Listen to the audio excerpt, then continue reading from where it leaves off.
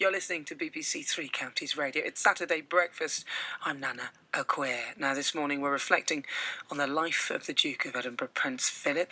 Let's speak to Her Majesty's Lord Lieutenant of Hertfordshire, Robert Voss. Robert, good morning. Good morning.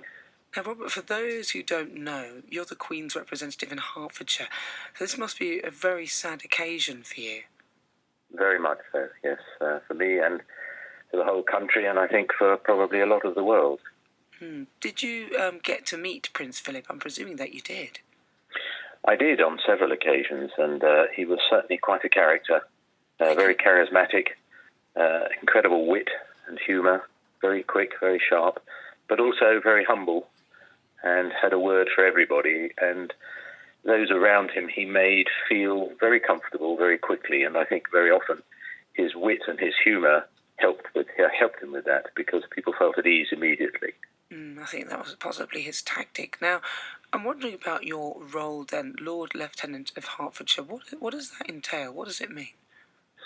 I am Her Majesty the Queen's personal representative in the county of Hertfordshire. So I carry out a raft of duties on behalf of Her Majesty, which include arranging royal visits and accompanying royal visitors in the county, presenting medals and awards on her behalf, British Empire medals, Queen's Awards for Enterprise, Voluntary Service, etc., engaging with a number of charities, with the military, with the magistracy, and I'm assisted by a number of deputy lieutenants. Wow. How did you come to do that particular role? I was appointed by Her Majesty, and I'm in the role until I'm 75 years old, so I have a few years to go.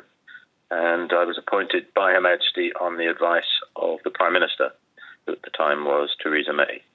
I see. And you must have had quite a few memorable moments doing your job. Is there anything that stands out as one of your biggest or fondest memories?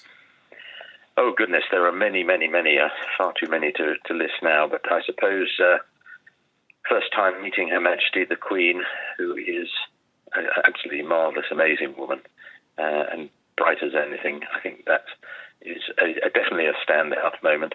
And also meeting His Royal Highness, the Duke of Edinburgh, who, again, the last time I met him when he was last in Hertfordshire was in 2017, when he opened the new science building at the University of Hertfordshire in Hatfield. And he was a man of, I think he was 96 at the time, who got out of the car by himself, spent well over an hour walking around a building, talking to everybody he possibly could, then made a short speech and used his famous words when he unveiled a plaque. He said, "This plaque is being unveiled by the world's oldest plaque unveiler." Got a chuckle, and then walked by himself, got back in the car, and I thought, this is a man of 96 years old. This is quite incredible. And of course, that was probably one of several events he was doing that week. So quite an incredible man. So that in itself, I think, is a standout memory. Yeah, I mean, the thing is, I've never met him, but I mean, I had a lump in my throat as well, and every now and again felt slightly tearful at the thought that he was no longer with us. I mean, the way he was devoted to the Queen, that must have been really something to see, right? I think the three things that stand out, or the three words that stand out in my mind, are duty, loyalty, and service. I mean, here is a man who served this country for well over 70 years, totally loyal to Her Majesty the Queen, to his wife, to the monarch, to the crown. And one mustn't forget not only this country, but the Commonwealth, the 54 countries of the Commonwealth. You know, he travelled the world so often and so much, and was known and respected everywhere. So I think those are the three words that really stand out. And as Her Majesty has already said, he was the rock beside her. He was the steadying rock. And just an incredible man, an absolutely incredible man, and did so much for so many organisations. Obviously, one remembers and thinks about the Duke of Edinburgh Award. Up there, I think nearly 7 million youngsters have succeeded. But there are so many other charities with which he was involved in all areas, particularly environment, etc. But did so much good, and will be so sorely missed. Yeah, of course. And now, are you going to be part of? Is there a role for you with this particular moment? How are we marking it in Hertfordshire? Well, we're arranging a service of Thanksgiving at the Cathedral, St Albans Cathedral, next weekend, which sadly the numbers will be curtailed because of COVID, of course. That will be quite a poignant event. There's a book of remembrance on the Lieutenancy website where already hundreds of people have signed. And I think people will show their feelings and their emotions in different ways.